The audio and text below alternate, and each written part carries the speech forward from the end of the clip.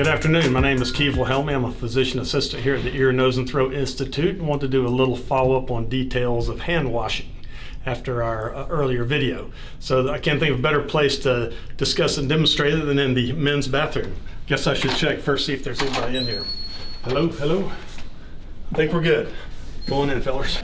Here we have our standard bathroom setup, and as any of us know that have used a public restroom any time in our life, they're not all the same. Some are really sketchy and some are well appointed. This one's fairly well appointed. We're going to touch on a couple of issues as we go along. First thing, and this gets kind of crude at times, but hand washing in general, it's something we don't think about in the day-to-day activity, but with coronavirus and other issues, then we all will be washing our hands and be much more aware of that. But particularly after a bathroom, any bathroom, but especially a public restroom, it really takes it to another level.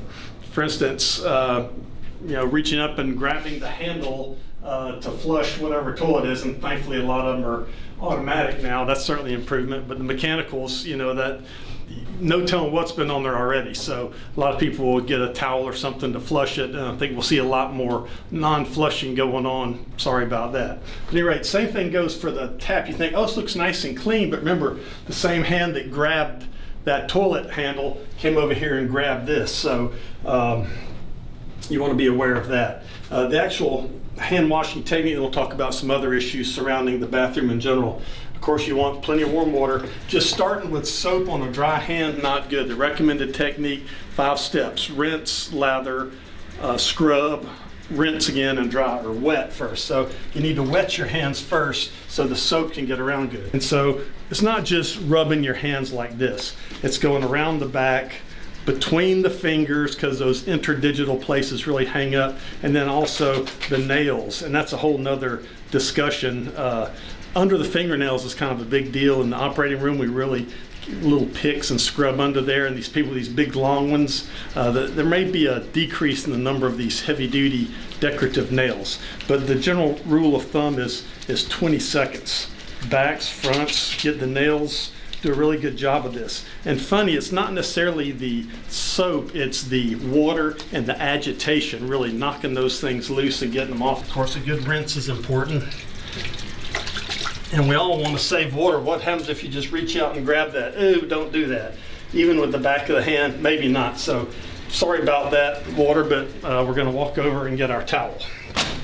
And this is going to bring up another subject here in just a moment. Vigorous drying is as important as a vigorous rinse and wash, because that kind of finishes the job. And then use the towel to turn it off.